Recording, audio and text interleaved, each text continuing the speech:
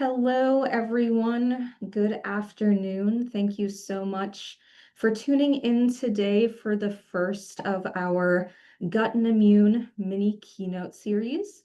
My name is Sarah Harrington. I am a clinical science liaison here at Microbiome Labs, and I am honored to introduce our speaker today, Dr. Dushyant Viswanathan.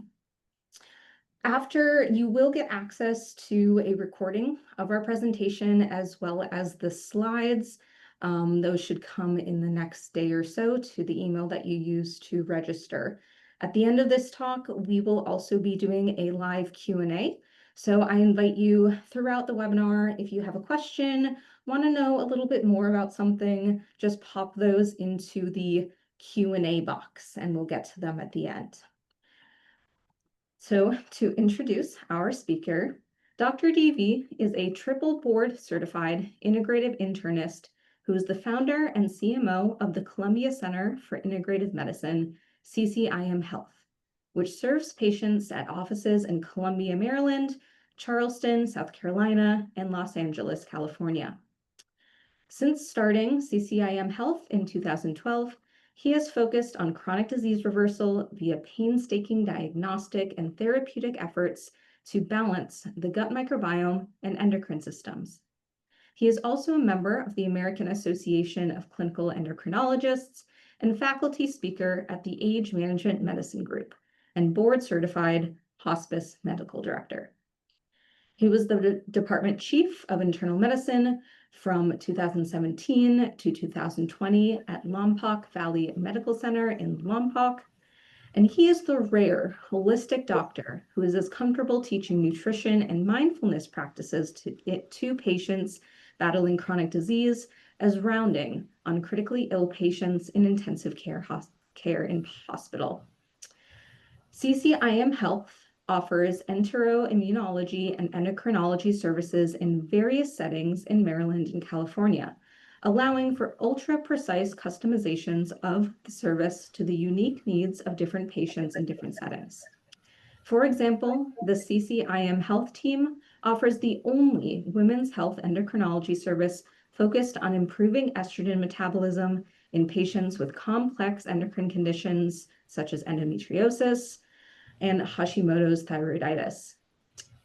CCIM Health's microbiome balancing model is useful for multiple pathologies, including inducing the largest ever reduction in prostate size documented, 177 cc's to 78 cc's over the course of 1 year. Multiple cases of Graves' disease reversal in the last 2 years, and cases of reversal of IBS, type 2 diabetes, and chronic fatigue. And without further ado, I will turn it over to you, Dr. DV. Thank you. We got that little bit of echo.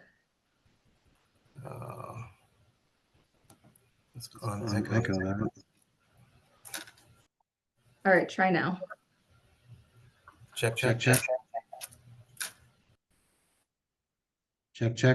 There we go. Okay, great. Sorry about that.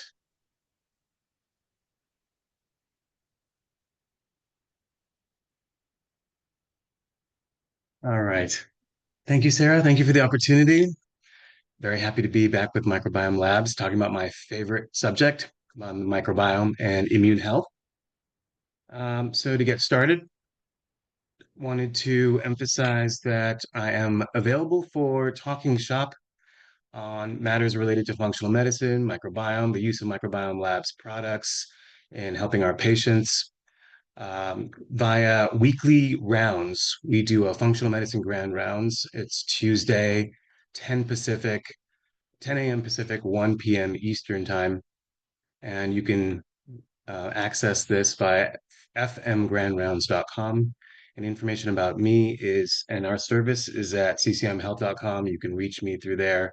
There's an email address. You can email us. You can shoot questions to us. Love to be of service to everybody who's having this kind of discussion with their patients. The applications of microbiome-based therapeutics and an attitude of helping people resolve chronic inflammation, improving the immune system, improving immune balancing. It can be applied in these specific settings. So in a hospital, you can, if you're working in the hospital, maybe you're a nurse, maybe you're a doctor, maybe you're a doctor learning about functional medicine, you're going to come across people with chronic disease that have acute worsening of disease. So it could be a flare of lupus, it could be hyperglycemia, it could be hypertensive urgency, but you end up in the hospital. And to understand the recurrent nature of acute inflammation, it'll happen recurrently, periodically. So we see patients that are in and out of the hospitals maybe every 6 to 8 weeks, every 12 weeks. So then you can think about how to stop that loop, that process, that periodicity of dysfunction by balancing the microbiome. And that will lead to less acute illness flares. In an outpatient setting, we apply this to endocrinology patients. We have a large endocrinology service in Los Angeles. Patients come to us for endocrinology services, and they don't necessarily know that the microbiome is the basis for their endocrine problems. That includes thyroid conditions, chronic fatigue, infertility, um, uh, autoimmune thyroid problems, etc. Then we have specific programs. You can take microbiome therapeutics, and even if you're working on joints, if you're a chiropractor, if you're working on musculoskeletal medicine, you can still use microbiome therapeutics and thinking to lessen inflammation as you're injecting joints. So you can repair joints. We don't live in a world where you have to rely on a surgeon to repair a degenerated joint. Now we can offer PRP, prolotherapy, regenerative injections, peptides to repair joints. But you want that microbiome balance too, so that the inflammation and the degeneration is stopped at that at the root cause. Then the integrative patients, the kind of patients that come to functional nutritionists or will go to holistic practitioners, they're complex chronic disease patients. And so typically in our context, we see patients who maybe have middle-class family, maybe their kids are chronically sick, recurrent infections, teenagers with painful heavy periods, maybe autism or ADHD. Um, a lot of young mothers are going through thyroid problems or maybe endometriosis or their own dealing with weight, and then they want to um, make sure that their children are starting life with a healthy microbiome. We also apply this thinking in group homes where people live in home health at facilities. And we can even apply this in addiction centers, pain management, mental illness, disability. So this is not just for people who are coming to a office for functional medicine. This can be applied in all the contexts in which chronic disease is manifesting. Um, And for many people who have a cash-based practice, I guess a lot of the microbiome labs practitioners have a cash-based practice, then you are kind of a concierge, you're offering concierge service, you're giving lots of time. And when you really understand somebody's microbiome, you can be ultra quick in your response, and quick and effective in your response to their questions, your patient's questions about their particular symptoms as they come up. So if you're in concierge medicine or if you're as a holistic practitioner, by having a concrete understanding of each person's microbiome, you're going to do quite well. End of life care also is useful. You can apply a lot of the concepts we'll be talking about today. That's another major part of my company is that we offer palliative and end of life care, integrative based um, end of life care for hospice patients. Okay. So important to get started talking on the physiology mechanics here is that we must understand that immunologic mechanisms are driven by microbial processes in the mammalian body. Okay, so as many of you know, the NIH Division of Allergy and Immunology, many of us remember Dr. Fauci going on TV during the pandemic, and we'd see him on TV and we'd see his title, Director of Allergy and Immunology at NIH. And the interesting thing is that why is allergy separated from the word immunology? Is allergy different than immunology? Allergy is one of the immunologic processes in the body. But allergy was discovered in Western science probably about 150 years ago by British doctors and formally described that way. in the ancient cultures, such as ancient Chinese medicine, traditional Chinese medicine, Ayurveda, and probably most holistic bush medicine practices around the world, there was this idea of integration of different immunologic processes. So they'll look at the terrain in conjunction with the symptoms. But isolating allergy, IgE, histamine, these mechanisms as a basis of allergy was specifically articulated about 150 years ago.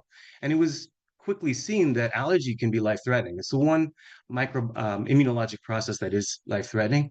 Besides infection associated with inflammation, allergy, inflammation, these are the two life-threatening processes. So you could argue it's fair to separate allergy from inflammation, but now in the microbiome era, we know that they're not separate. It's what autoimmune is a type of inflammation. Viral dysbiosis and inflammation is a type of inflammation, Th1, Th2. Delayed type 2, delayed type 4 hypersensitivity, as we see with poison ivy, poison oak, that's a type of inflammation. And allergy is a type of inflammation. Now we know that all of these mechanisms are driven by microbes in the human body. And frankly, any living being is powered by microbes. The immunology is powered by microbes. And when I say power, it's a couple ways in which that power occurs. The microbes are teachers to the human immune system. Just like as humans, we have children that learn from teachers, or actually adults. Hopefully some of us are learning forever, but those of us in a learning capacity, we learn from someone teaching us, right? And that leads to knowledge and competence. So analogously, microbes teach the immune system to become competent and to know what to do when. Should I make an immune response to this molecule? Should I not make an immune response to this molecule? What if I have an antibody to this molecule because of a past experience? And should I respond dramatically now? Should I make mucus right now? This is all driven fundamentally by microbes. So we'll see that in the microbiome space, you'll see somebody that says, oh, yeah, when I had bread 2 years ago, I would have a lot of bloating, or I would have brain fog and my ears would be heavy. And then maybe later, after doing some microbiome work, they're able to eat bread and don't have those experiences. So they went from having a bread allergy to not having a bread allergy. Histamine response to bread. How can that happen if allergy is the static process in the body? It's not. It's a dynamic process educated by microbes. Okay, so very important to know that antigen presentation is the way in which our immune system learns to respond to particles that deserve attention. And I guess maybe about 25 years ago, when I was in medical school, we were taught that the antigen presenting cells are certain cells in the gut. But now we know that every enterocyte, every cell in the intestine can serve as an antigen presenting cell. So the power of the immunology is in your gut. The gut is where the immune system is located. Now, the reason for that is because the immune system is mostly responsible for making sure that we don't die of overwhelming sepsis. And sepsis is caused by bacteria, and the bacteria are physically located in the gut. Even though there is no sterile part of the human body, there is microbes everywhere. Our skin is covered in strep and staph. Our mouth and pharynx is covered by different types of streptococcal species.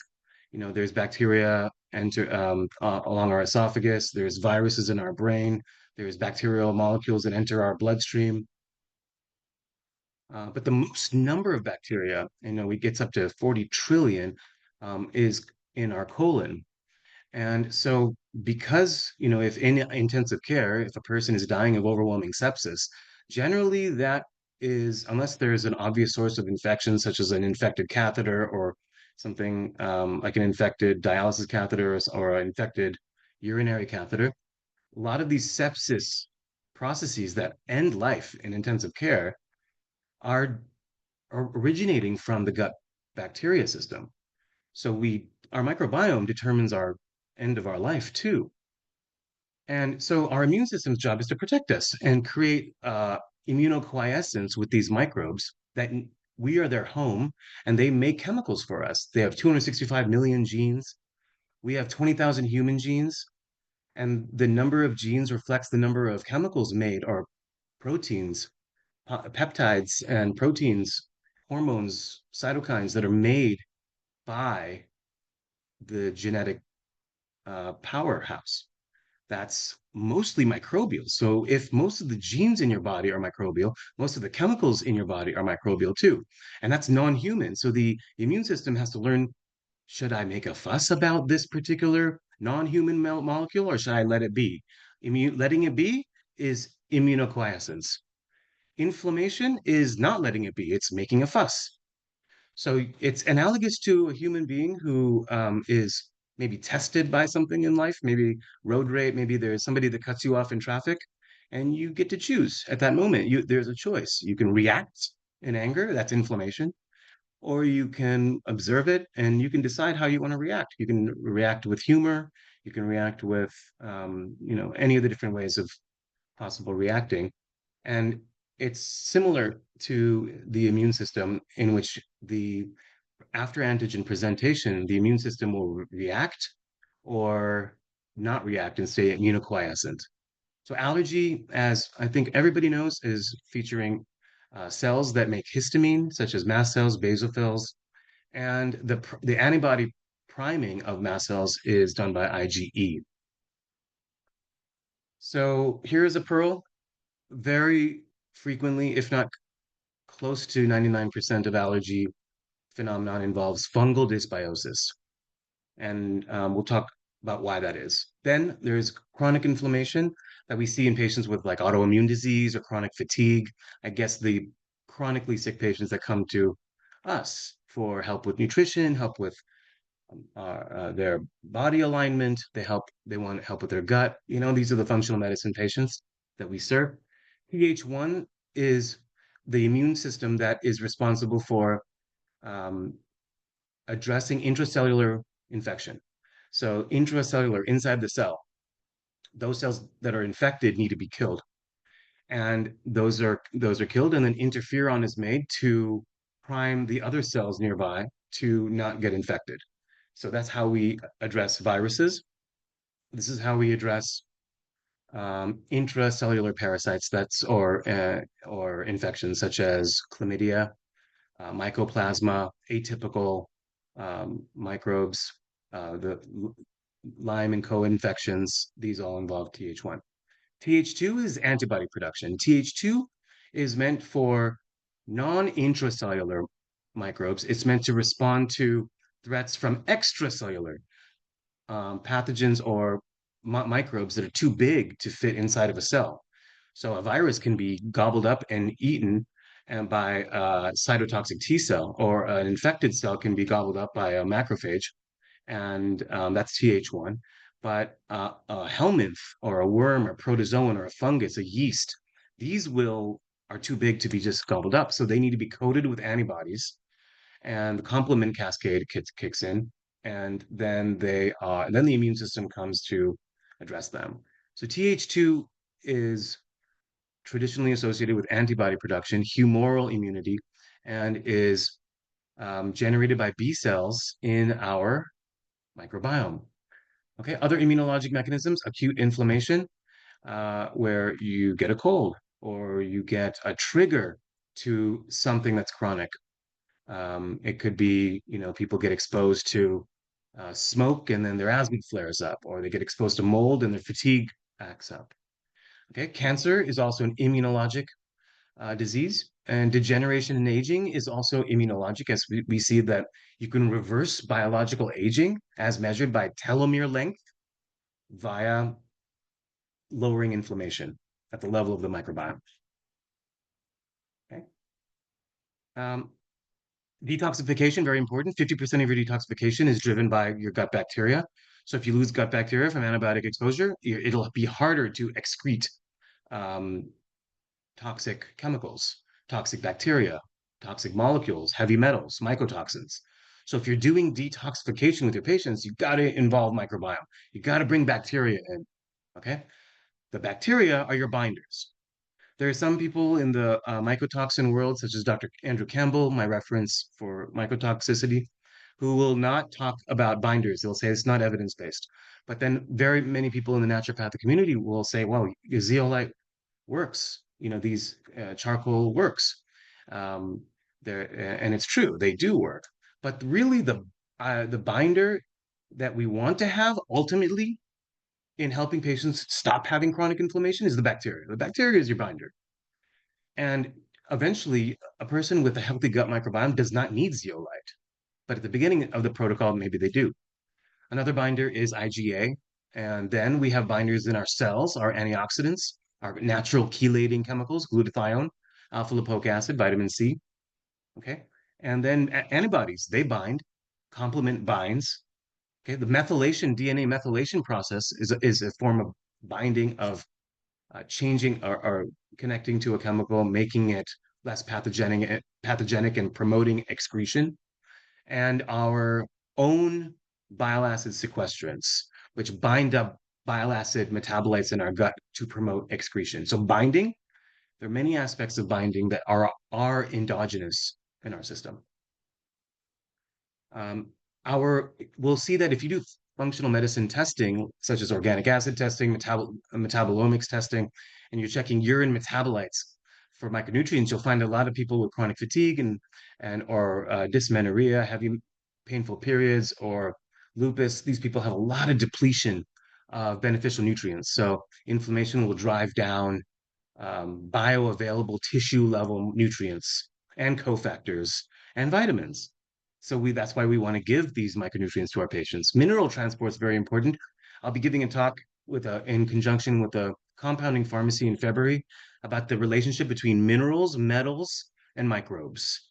Very intimate connection that needs further articulation as we enter the era of using anti-parasite drugs to treat cancer, etc. Okay. Now, the most important immunologic mechanism is your vagus nerve. It will come, it connects the brain to the gut, and it'll immediately squash inflammation at the level of the microbiome. And that's why you want the vagus nerve on your side. So there's no microbiome repair without vagus nerve stimulation. And mitochondrial support. Mitochondria are your gut bacteria's great grandfather, right? Mitochondria all have their own DNA that comes exclusively from your mother, right? You get so much more from your mother than just the DNA in your somatic cells. You also get your mitochondrial DNA. However, the mitochondrial DNA have their own microbiome. That's the next generation. It's talking about the microbiome of the mitochondria. And the mitochondria are essential to be involved in the process of helping somebody stop chronic inflammation, especially dealing with chronic fatigue, neurologic status, lessening degeneration of the body. We need mitochondria to participate. Okay, so a healthy microbiome this is a close-up shot of the intestinal lining. And this is highly folded on itself. If you unfold it, it'll cover a tennis court, but you see that there's no immunologic processes. The bacteria are nicely dealing with what they need to deal with. There are even some pathogens here, pathogenic E. coli, pathogenic C. difficile, Clostridium difficile are here, but our bacteria manage it. So bacteria can come in and then leave. And there's no viruses described on this, but there's tons of viruses, bacteriophages. And historically, we did get a lot of bacteriophages from rivers. A lot of the rivers that are quote unquote sacred in India or other places with indigenous cultures, they associate sacredness with sacred water. And that's because of the presence of bacteriophages coming from glaciers that enter the drinking water of indigenous peoples. And your water is a major contribution to this quality of your microbiome. Okay, this is dysbiotic gut inflammation. The bacteria are a mess. And you see now there's immunologic processes in the lamina propria. That's your lymphatics. And that lamina propria, see on the previous slide, when there's a healthy microbiome, lamina propria, no inflammation. This is immunoquiescence, right? Even though there's pathogens there, it's immunoquiescence. But here in dysbiosis, this is how our patients begin. And the previous slide is how they end. It's just that transformation from dysbiosis to eubiosis. And that corresponds to antibodies coming down, fatigue resolving, sleep getting better, happiness improving, etc. But there's translocation of bacteria across from the lumen into the lamina propria, and those bacteria can get to the breast. So breast cancer is an intimate relationship between the breast and the gut bacteria. The bacteria that's in breast milk comes from the gut bacteria of mom. So you can improve a baby's health simply by determining what mom consumes. And so there are people who are using medications while breastfeeding, and that will have an impact on baby's microbiome if they're breastfeeding.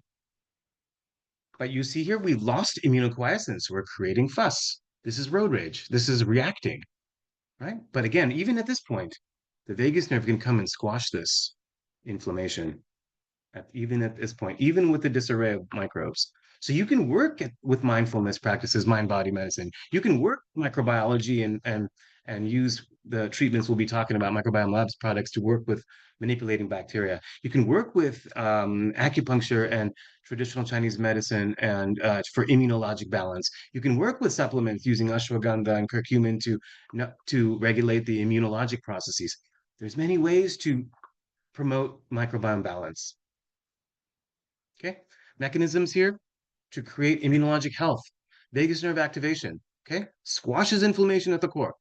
Now, short chain fatty acid production, you got to know your short chain fatty acids. They're so precious. Butyrate, acetate. Oh, acetate. Is that like acetic acid? Yeah.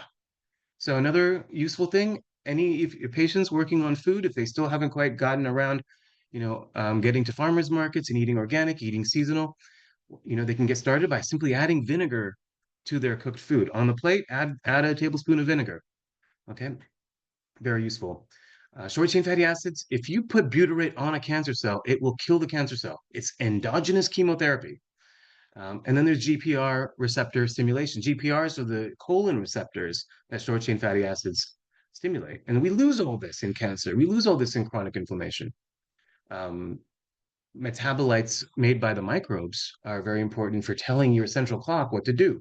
So while the sun determines our big sleep-wake cycles in terms of, we're diurnal because of the sun, so we're not like cats wandering around the house, tipping over my vases at night, and, taking one item randomly and putting in another part of the house to make me look for it in the morning. So we're not cats. We are up during the day and we sleep at night. Unless you're a night worker, if you're a night shift worker, your microbiome is affected by that, and that needs attention. But the moment-to-moment regulation of our body rhythms is determined by microbes. So the microbes make metabolites, right? I said 265 million genes. So tons of metabolites are made from those genes. Those metabolites go where? They go into our body. Not all of them, but the ones that do go into our body will interact with TLR receptors, these huge receptors in all of our organs. And in the cells, these TLR receptors will bind the metabolite on the outside of the cell, and that triggers intracellular signaling cascade to then get to the DNA and tell the DNA, make more of this, make less of this. So it's real-time regulation. So we know that what is health? It's not just the absence of disease. It's a periodically regulated, well-regulated, based on periodicity of body rhythms in which the microbes and your DNA, my DNA, are communicating bidirectionally. Okay. Then we have the concept of the stress response. The stress response, you cannot be both stressed and relaxed at the same time. While you can handle complex life situations, your intellect can, as a human being. If you experience a stress response, that translates to adrenaline, which tells the vagus nerve to turn off. It's very important to help your patients learn how to not use their stress response in the absence of actual threats to your life. If you're in a car accident, if you're in a plane accident, if you're a tiger's running after you, it's okay to use the stress response. And with training and skill, you can go through extremely complex life events and participate in the beautiful human dramas of death, birth, happiness, winning the lottery, going broke, all of the different stuff that happens in life. You can go through those amazing life experiences without suffering. As I like to say to my patients, problems are inevitable, but suffering is not necessary. Suffering is associated with the stress response, means adrenaline, means vagus nerve is turned off, and now you're at the mercy of antibiotic resistant bacteria in your gut. Okay, so look at this relationship, the microbes with the lining and the immune cells. This same relationship on the slide on the right is occurring in your endothelial cells. Dr. Mark Houston at Microbiome Labs Symposium last week gave a great discussion about the comparison between the endothelial lining and the glycocalyx of your arteries, very similar to the relationship between the glycocalyx and the intestinal lining in the gut. Now, the only difference is that there's microbes, more microbes in the gut, but there's similar relationship. And the glycocalyx is where bacteria bind. So how do you make that glycocalyx thicker? Prebiotics and aloe will do that. Aloe will promote, can many indigenous cultures know, aloe can repair burns on the skin. Analogously, it can repair burns in the intestine, which means that the mucosa has been lost and the lining, the cellular lining, the epithelial lining is compromised. Okay, I'm sorry. On the slide on the left, we see that a lot of these mechanisms are treatments that we can use fiber, right? Polyunsaturated fatty acids, especially omega-3s. Omega-3s in fatty fish is a prebiotic. We think of prebiotics as being plant-based, but fat is a prebiotic. Also a polyphenol-rich diet, also with lots of colors, the colors of the red of pomegranate, the red of beets, the orange of oranges, the green of kale.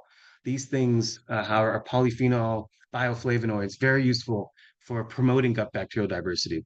Probiotics have amazing impact. We'll talk about megaspore. Prebiotics, we'll talk about postbiotics, amazing. There's a vendor that came to Microbiome Labs this year and last year that makes a postbiotic product with 17,000 polypeptides in it. And it's in a way heralding the future of microbiome repair, where we're going to get into the polypeptides, the chemicals that the bacteria make, get beyond the microbiology, get into the chemicals bacteria make, and the electromagnetic consequences of those chemicals.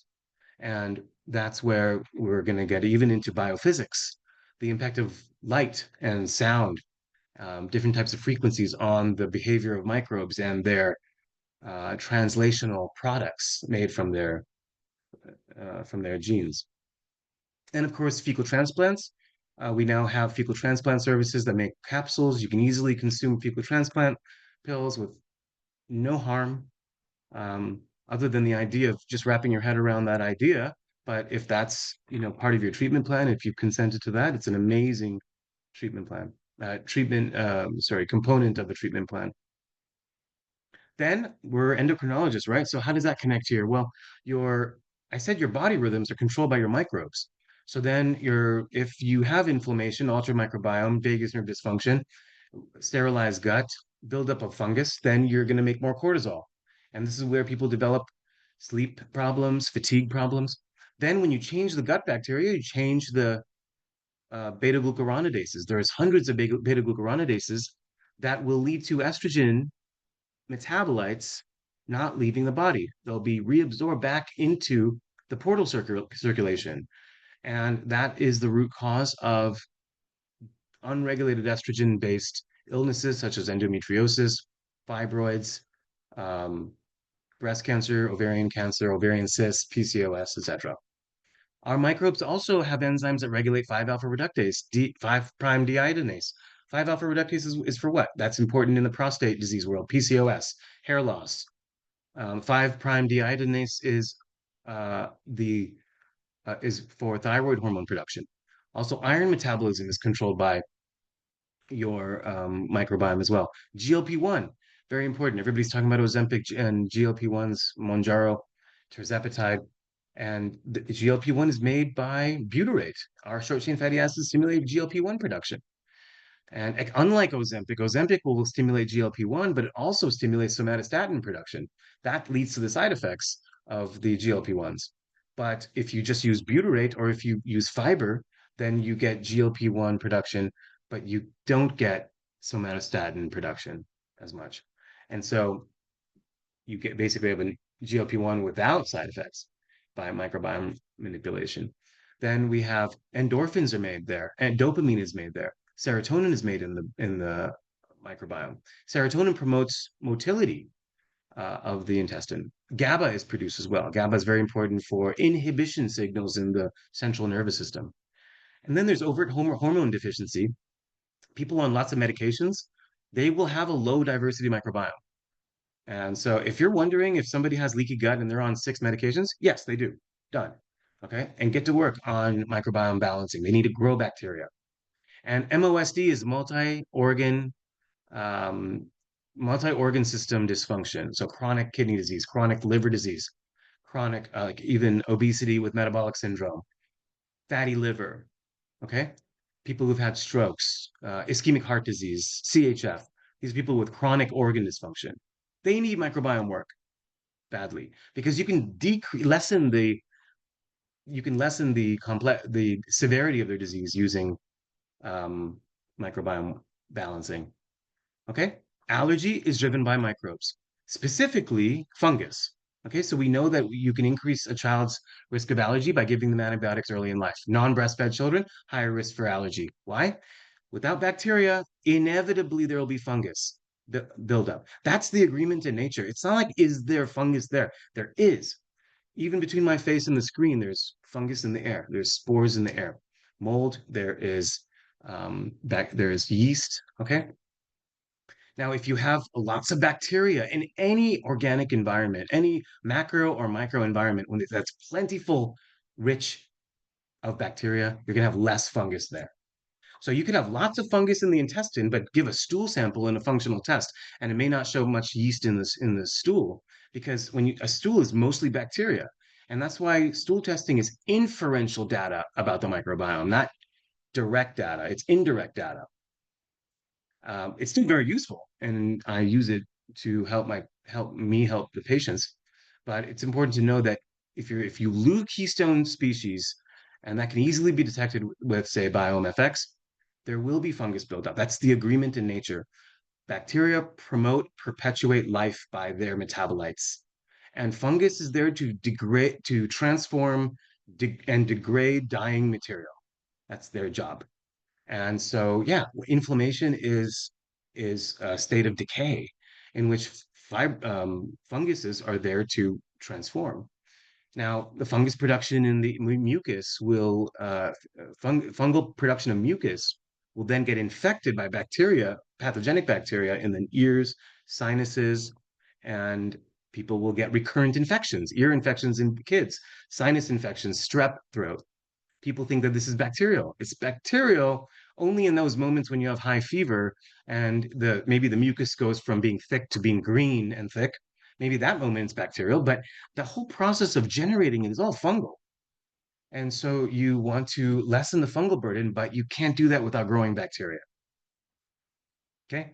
Then there's multiple mechanisms by which this fungal process will lead to histamine production. Okay. So for purposes of conversation, associate allergy with fungus dysbiosis, and not fungal infection, fungal dysbiosis. Okay. Then there are patients who are getting recurrently sick. They may be recurrently stressed. Maybe people are in their stress response all the time. They get sick often. I was a COVID first responder.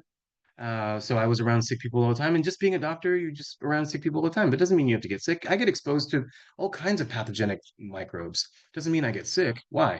Because my own bacteria are protecting me. There are certain situations in which I do use a mask, and there are certain situations I don't.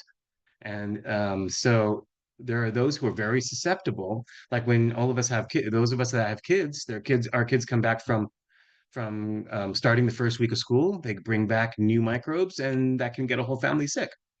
Um, so by reconstituting a healthy microbiome, you get people out of that process of easy sensitivity to being sick.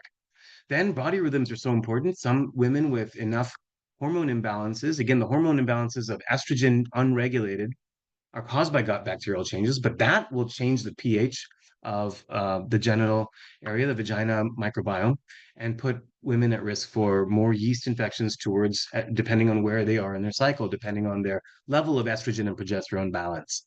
Some women get UTIs after new sexual partner activity, And again, that all can be prevented with restitution of a normal vaginal microbiome. So we want just normal microbiome populations in these different microbiomes: sinus, gut, right, mouth, turbinates, tonsils, prostate, bladder, vagina, rectum, all microbiomes that can be balanced. So the normal bacteria protect your lungs. The normal bacteria protect the vagina. The normal bacteria protect these different areas. So with a healthy microbiome, you're not going to get sick. That's the amazing thing.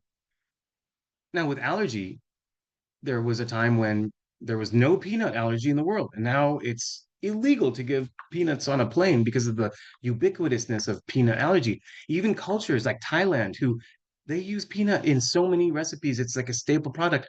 Now we're seeing allergy in Thai people, peanut allergy in Thai people.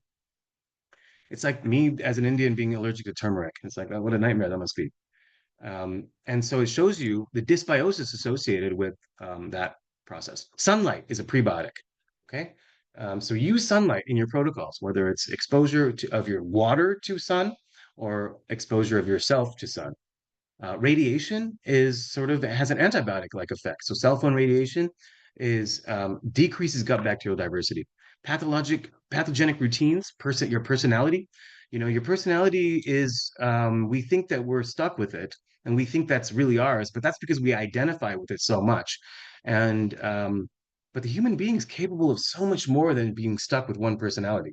So we get the opportunity to, if used, most people don't use it, I think, to update the memo on who we are, what are our values, and we can change those to avoid habits and avoid beliefs and convictions and tendencies that actually lead us to the vagus nerve dysfunction and a stress response. So PTSD is a programmed chronic stress response. And there is no chronic inflammation. There's no chronic disease without PTSD. But the great thing is that with microbiome repair, if you're doing vagus nerve balancing with your patients, you're going to help them become stress resilient. Means that their relationship with their self is becomes different, and to the point where the skill is achieved to not use the stress response when life problems happen. That's a learnable skill. Okay. Then family history and generational trauma. You know, I've got, it's a very common thing. I've got a 15-year-old patient right now I'm talking to who, with his family, who has to manage, he has to be the therapist for his own parents. You know, it's a very common thing that we don't resolve our own problems and we dump it on our children. That needs work, but this is the generation, probably the most vocal generation ever of young people who don't want their generational trauma. So now's the opportunity. Okay. And remember, once life experiences happen, now it just becomes data in the mind. You guys all remember an old movie from the 90s, I guess 90s or early 2000s, called Eternal Sunshine of the Spotless Mind, Jim Carrey movie. Amazing metaphor, he tries to delete, using technology, he tries to delete memories to get over a relationship that was so painful. And then at the last minute, he wants to not do that. So it's an interesting concept because ultimately all of our experiences of the world get turned into data in our mind. So at the end of the day, it's you and your data. And the suffering person is one who is overwhelmed by their own data. And a thriving person is one who's managing their own data. That's what it comes down to, mental health. And learning how to manage one's own data, that is a human right. That's a human right. It's something that anyone can learn. Historically, childhood was the time to learn this. And indigenous societies tried to teach children during that 18 to 25 years of childhood, such a long childhood we have. You get to learn. You get immunologic learning. You get microbiome learning. You get vagus nerve priming to develop immunoquiescence. You develop emotional and spiritual fortitude. And that's the purpose of childhood. It's not just to, kiss your kid and tell them you love them. It's to teach them something so that they become quality adults with healthy nervous systems that are of service to themselves and of service to the world. So poor, for lack of a better term, parenting and poor adulting is leading to poor management of stress. And that's something that we need to take advantage of, that we can do that. And of all the medical practitioners that are able to actually take polyvagal theory and the vagus nerve and the microbiome and apply it into clinical medicine, it's you, microbiome labs type of people, because we're having this discussion. Okay, then almost done. So here's a couple things that will inevitably happen in the sinus, in the gut, in the vagina, in the bladder, is that when you lose keystone species, there will be pathogenic. And how do we lose keystone species? Antibiotic-like effects. Adrenaline from stress, antibiotics from antibiotic pills, um, mycotoxins, medications, uh, and other medications such as that are not necessarily antibiotic, but they still have a net dysbiotic inducing effect, like proton pump inhibitors, statins, these kind of things. You lose the keystone species, commensals. These are what we call the good bacteria. But the problem with using the word good is that it kind of implies bad, as if there's 50-50 good and bad. The reality is that most of the bacteria are good, if not the vast majority are good. So we should call them commensals. And pathogens are ones that, if they dominate, they start to create inflammation. And it's really a relationship between the pathogens and your microbiome. It's the bad relationship, not necessarily the presence of a bad bacteria, pathogenic bacteria. But what microbiologically will inevitably happen when you lose keystone species is that pathogenic bacteria, antibiotic resistant bacteria, will build up and fungus will build up. They often go together, and their biofilms serve each other. LPS, which is lipopolysaccharide, which surrounds pathogenic gram-negative aerobes and also surrounds streptococcus and enterococcus. The LPS actually promotes biofilm production with Candida. So you'll often find in culture both pathogenic bacteria and fungus together in a microbiome like the gut or the bladder in a urine sample, or even a vaginal swab or semen to assess the prostate microbiome. You'll find them together, even though I said before, bacteria and fungus sort of they don't dominate in the same place. This is the situation, they do dominate in the same place. So my point is, if you're doing a kill protocol, if you're doing antimicrobials, give prebiotics and antifungals at the same time. Realize that it's a milieu, it's an environmental milieu. It's not infection. If you think it's infection, then you just give an antimicrobial and you call it a day. That's infection. That's infectious disease. This is not infectious disease. This is way more nuanced and complex than infectious disease. This is the environment of dysbiosis, communities of microbes. So in infection, you focus on one microbe that is problematic and you kill it. Analogous to I hope this is inappropriate, but like analogous to U.S. foreign policy, sees a bad dictator and then kills him. But it's not that simple to just kill certain characters to create microbiome balance. You have to create a healthy environment. So what happens is that if you do a kill protocol for antibiotic-resistant bacteria, as they die, they'll pass their plasmids, which contain their antibiotic-resistant genes, to other bacteria. Their cousins, they're not even their friends. So literally pathogenic E. coli can transmit plasmids to enterococcus, which is a type of strep. But enterococcus should not be dominating the colon. It should be higher up, closer to the stomach.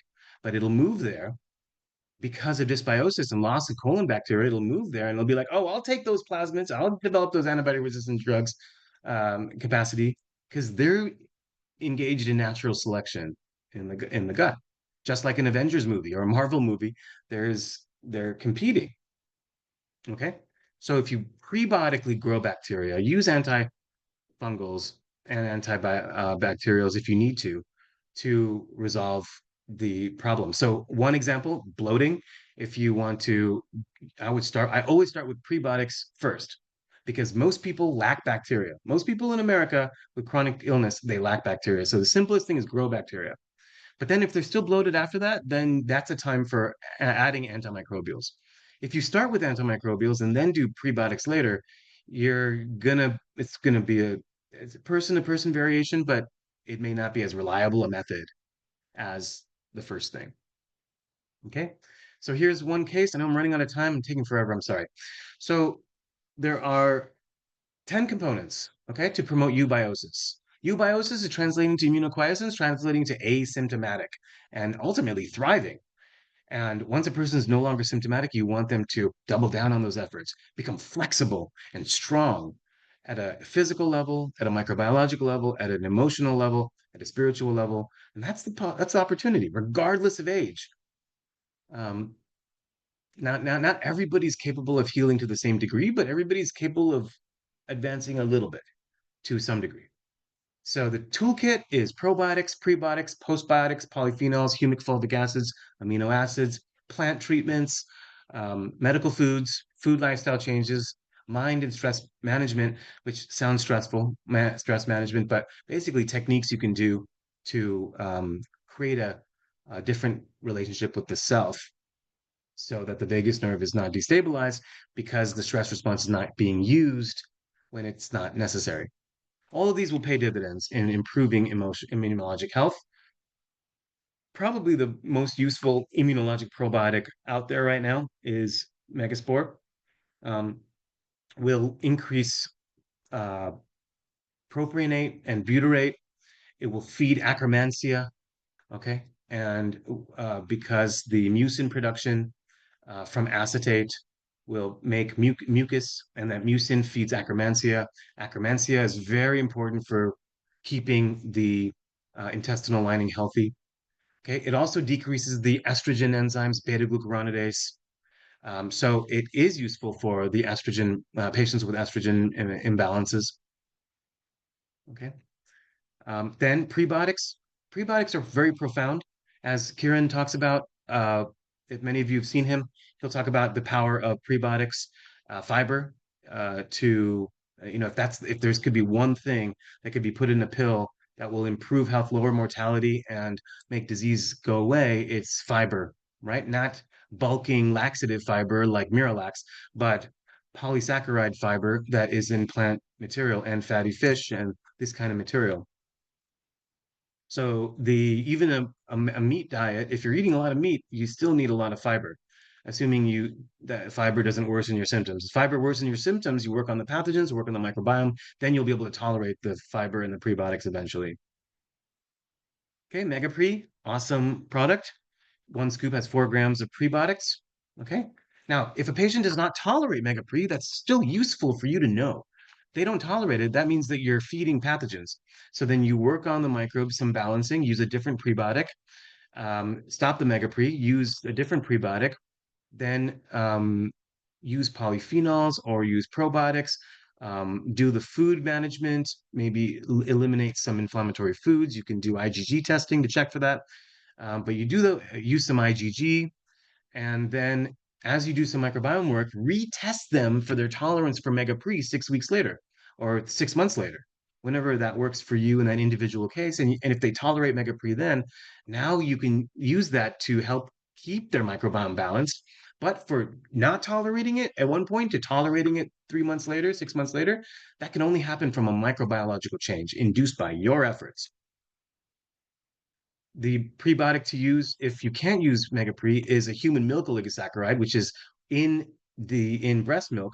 So it's safe for neonates. So it's safe for everybody. Very, very useful. And if this causes symptoms, then you may need to work on pathogenic bacteria first before bringing this back. Massive, amazing immunologic effects.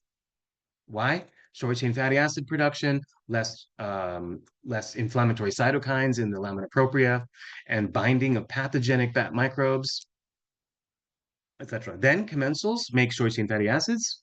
I love saying those 4 words, short chain fatty acids. My favorite thing to say. They make IgA, and IgA is our binder in our gut, and it will promote immunoquiescence, prevents antigen presentation, blocks biofilm production, binds, and binds up viruses too. Megamucosa is the IgG product, also contains IgA, and it contains amino acids. Okay, so one case, allergy case, 36-year-old IT guy, his a thin, lanky, brainy guy with clogged sinuses, clogged nose. I met him in 2018, complaining of daily use of Claritin, albuterol use every 3 months. He has a strain for bowel movements, so you can tell tall, thin, year-round allergy. He's mucousy in his sinuses. He's constipated because he has a strain for bowel movements. Already, you know, he lacks bacteria. He probably has too much fungus.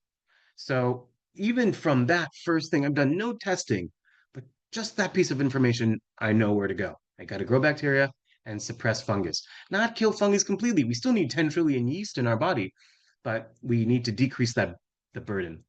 He passed medical history, had lots of antibiotics in childhood after breastfeeding.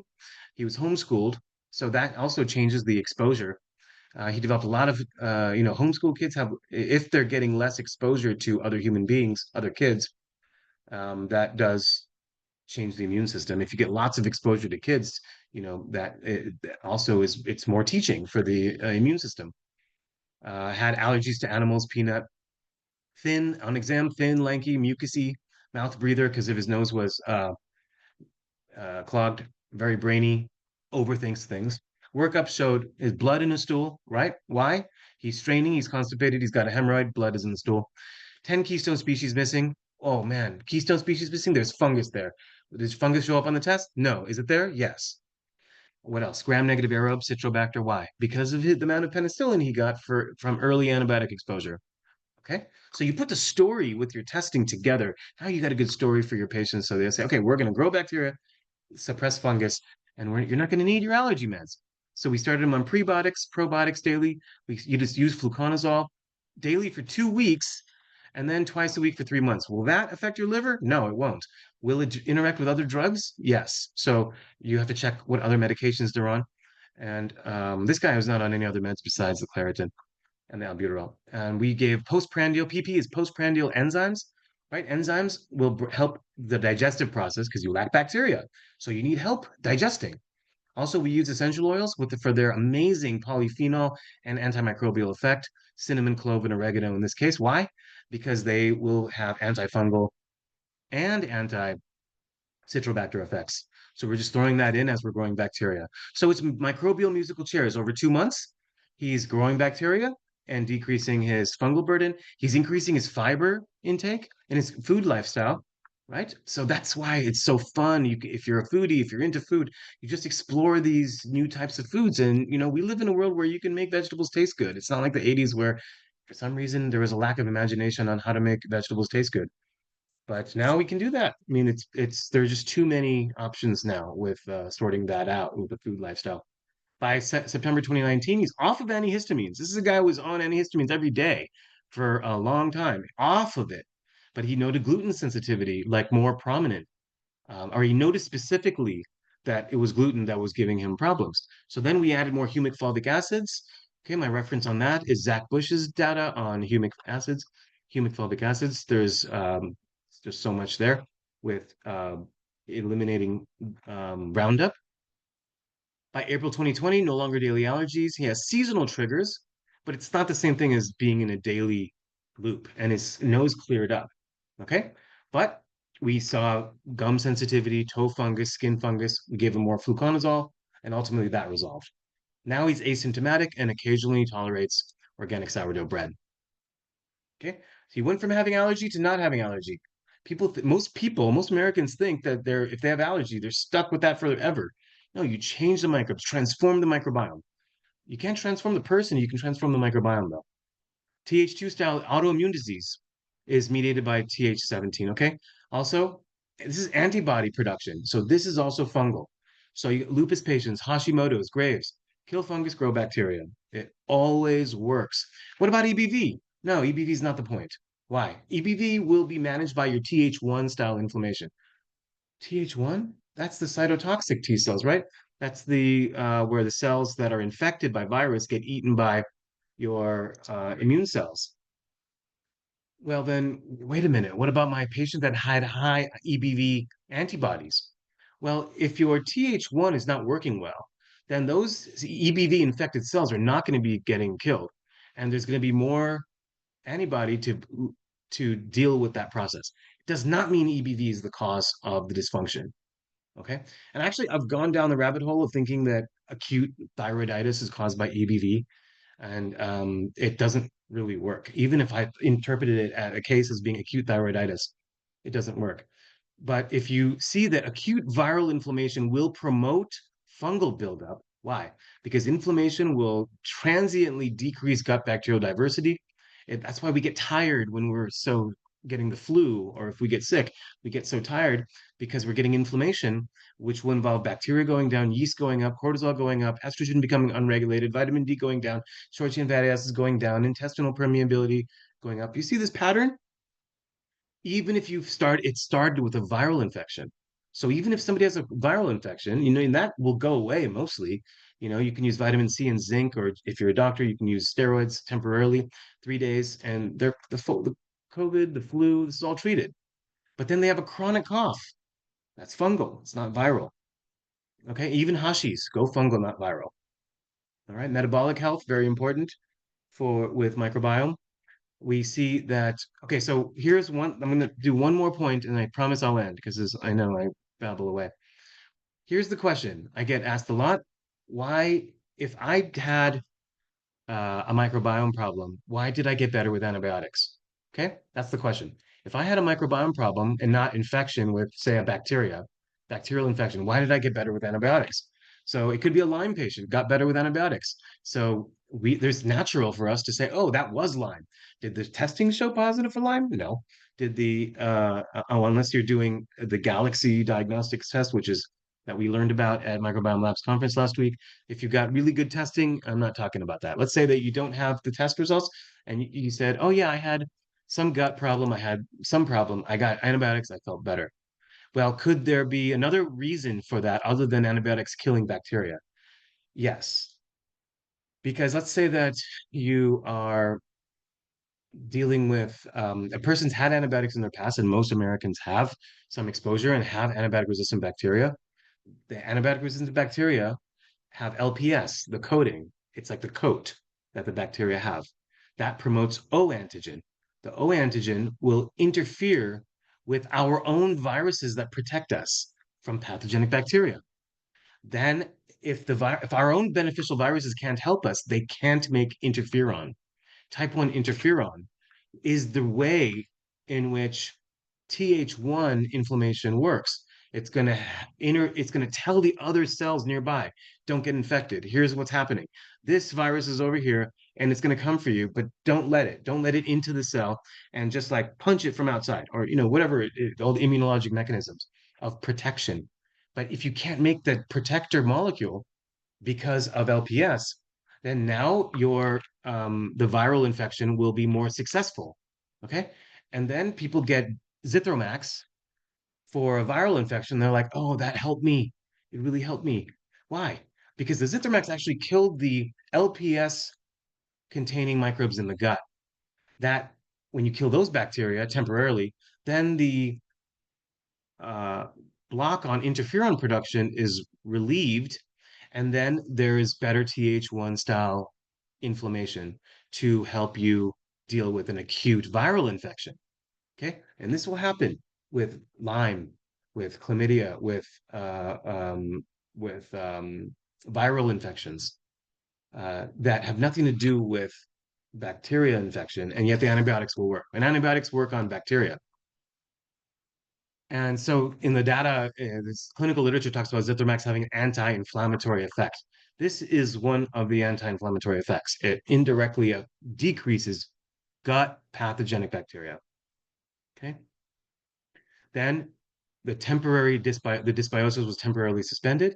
But then if they just use antibiotics and they're not doing microbiome work, guess what? They're in that same infection 6 to 12 weeks later. Okay. And they're stuck in a loop of antibiotics, resolve infection, then get better, then get worse again 6 weeks later. When you do microbiome work, they get out of the loop. You have normal bacteria, so then you go on a cruise, have something that's infected, you'll temporarily have some diarrhea, it'll go away. It'll just be in and out like the healthy microbiome slide on the first page, where there's pathogens there, but it just leaves your body. Why? Because your bacteria are protecting you. Okay? So to get out of the loop, Prebiotics, Megaspore, IgG, aloe. Increase the fiber in the food. Teach your patient how to manage stress. Now, if they can't tolerate fiber, they can't tolerate mega pre, then you, or maybe they tolerate some but not all, you have to work on that microbiome. That's a process. It's like 2 to 5 week process of manipulating microbes so they can tolerate the stuff they don't tolerate before. That's what I got for you guys today.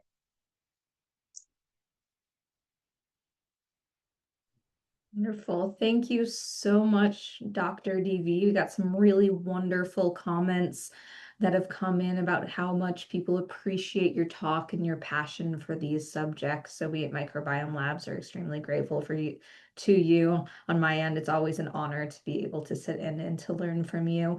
So if you are interested, and we'll get to Q&A just here in a moment, but if you are interested in learning from Dr. DV as well as some of the other speakers that he mentioned, Dr. Mark Houston.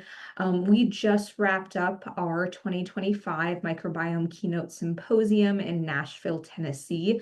Those recordings and presentations are available if you are interested on the Microbiome Labs website, but I would also want to invite you all to register for next year's Microbiome Keynote Symposium in 2026, also in Nashville, Tennessee. You can just scan this QR code here and it will give you all of that wonderful information.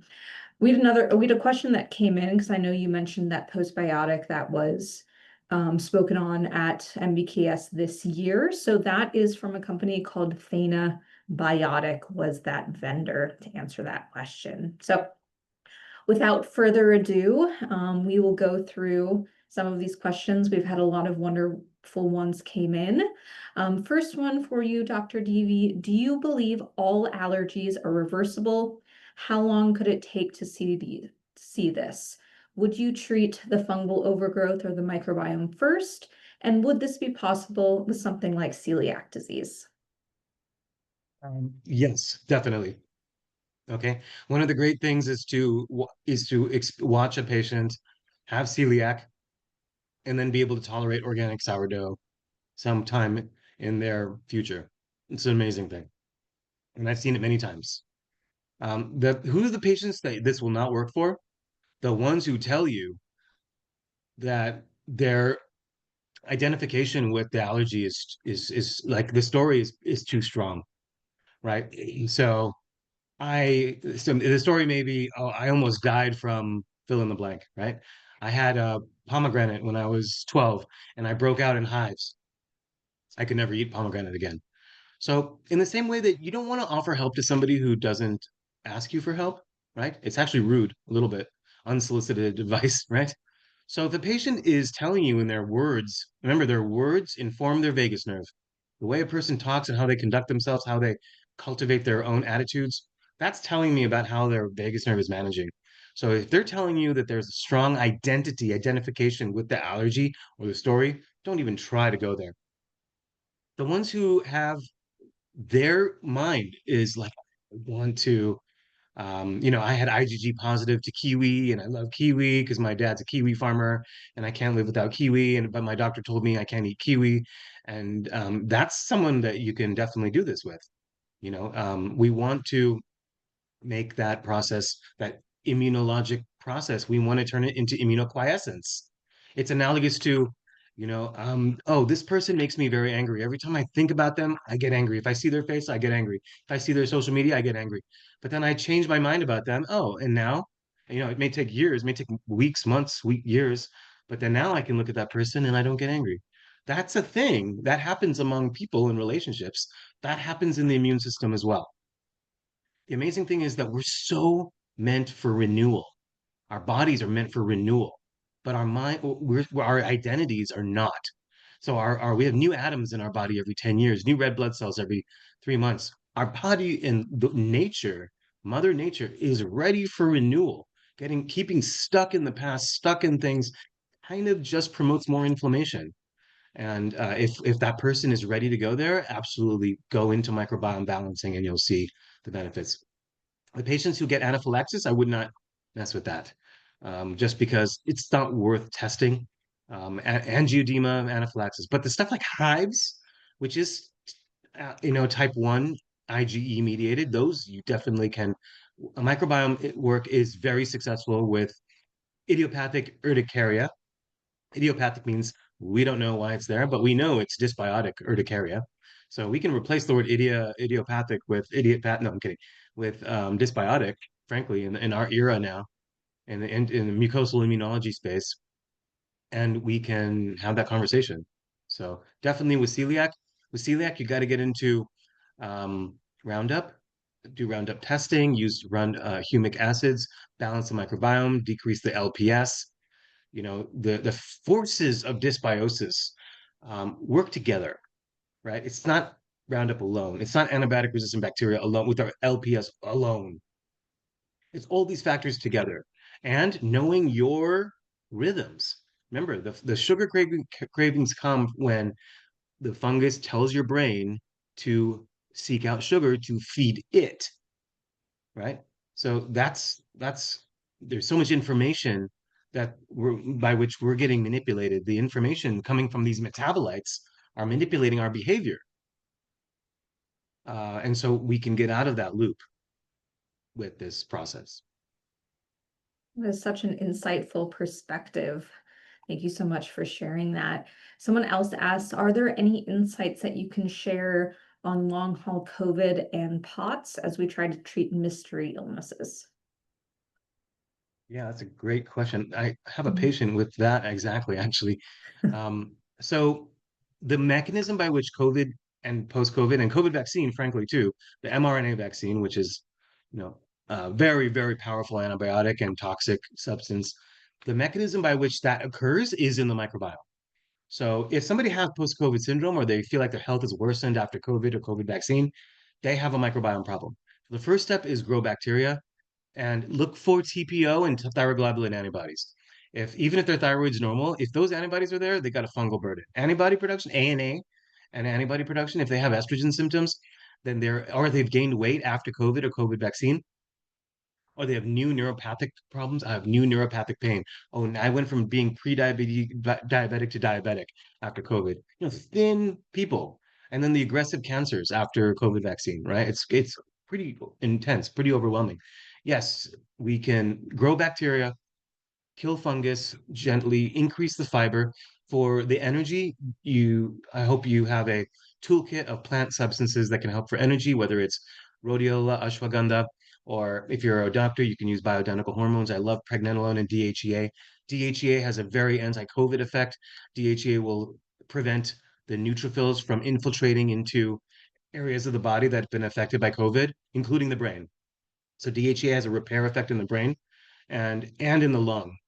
So you can use DHEA to lessen the chronic lung inflammation from COVID. So see if the person's story started with COVID, go to microbiome repair, grow bacteria, suppress fungus, vegetarianize and bring more fiber in, use the IgG, see what they tolerate, resolve the fatigue. When the fatigue is better, now exercise, build muscle. If they're overweight, use GLP-1s. If you can't use GLP-1s, how do you use GLP-1s successfully with no side effects? Give them prebiotics.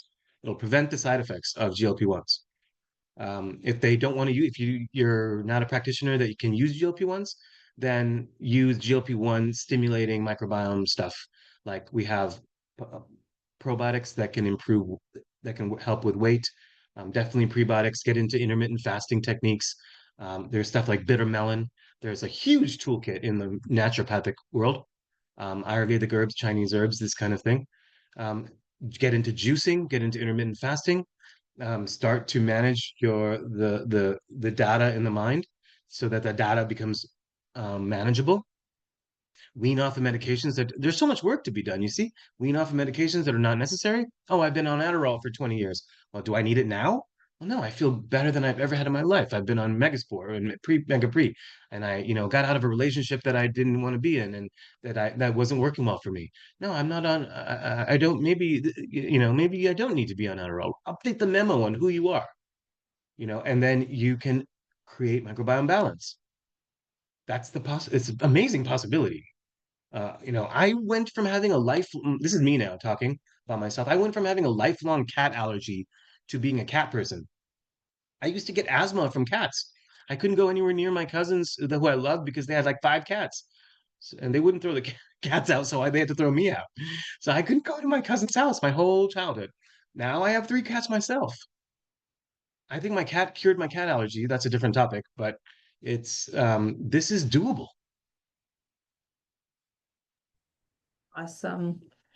I can kind of relate. I actually, when I was in college, I had a mild allergy to kiwis, which I discovered when I went to New Zealand, which was sad because it is the national fruit in New Zealand, and then retried them a few years later after doing quite a lot of work on my personal microbiome.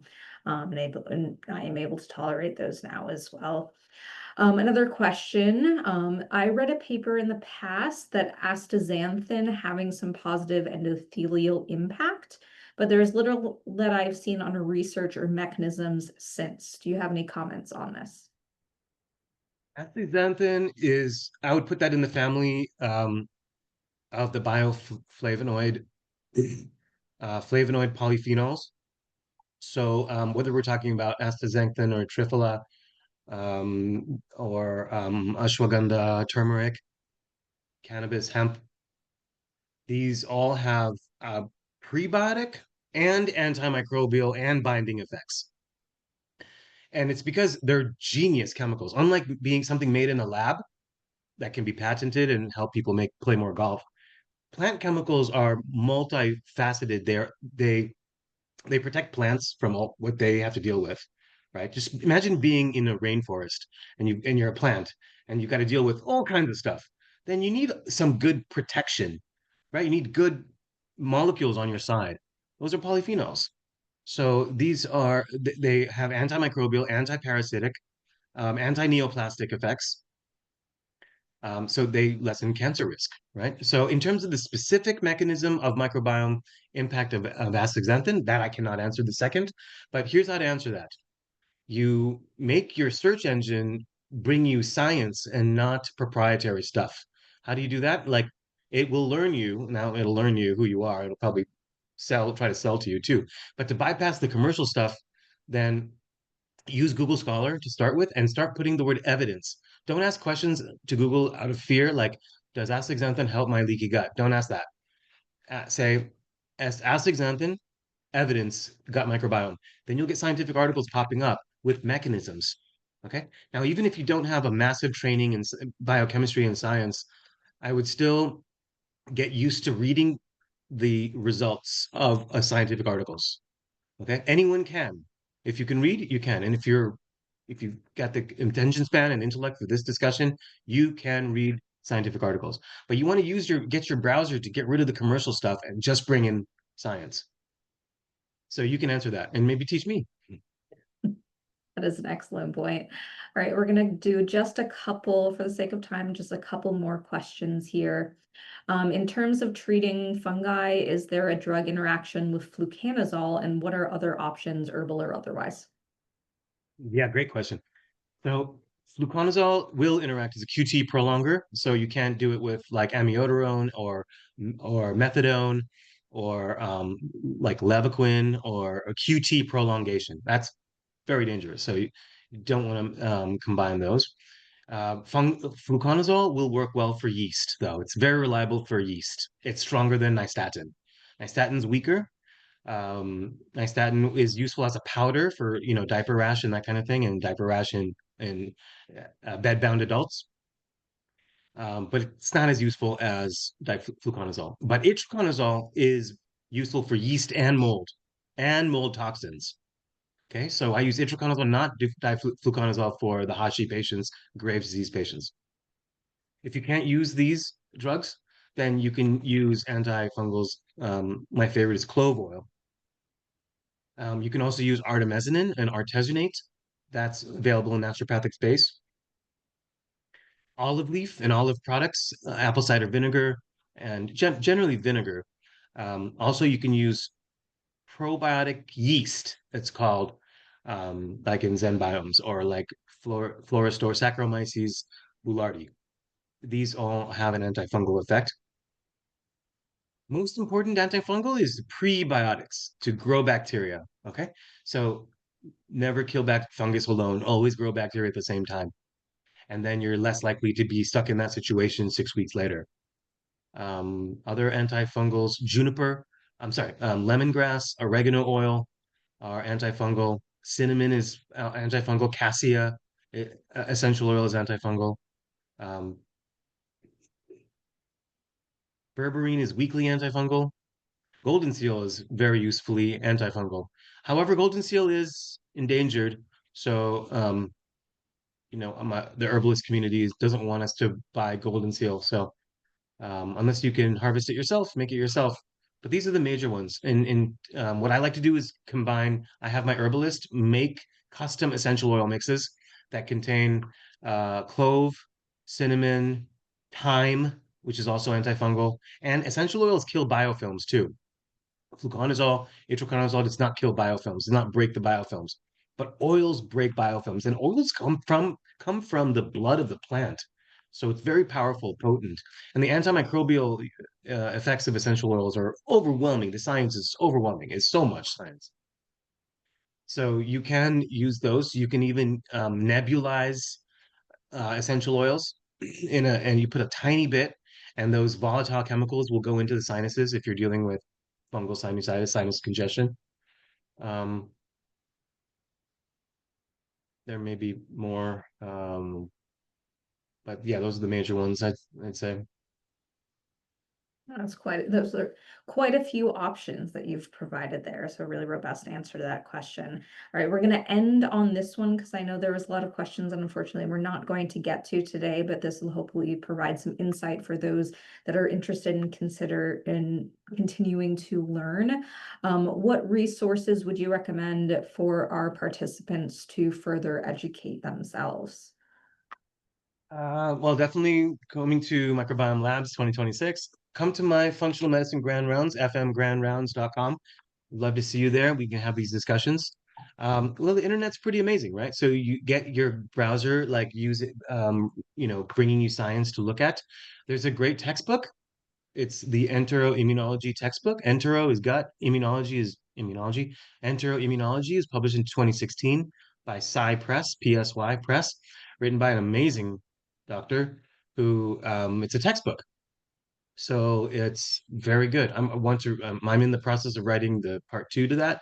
Now it's 10 years later since that was published, and there's so much we know now that necessarily we didn't, it wasn't at my tip of my tongue 10 years ago.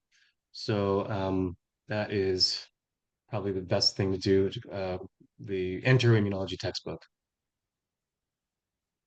Excellent. All right.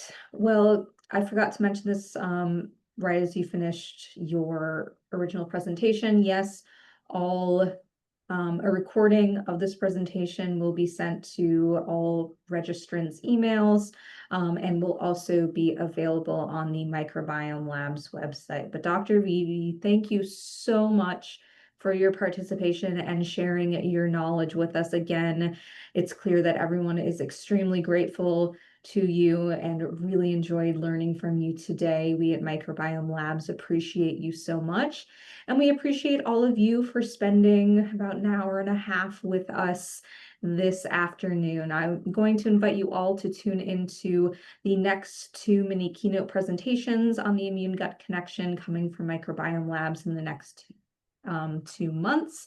But for now, everyone have a wonderful day. Again, Dr. Davy, thank you so much. And we at Microbiome Labs hope to see you all soon.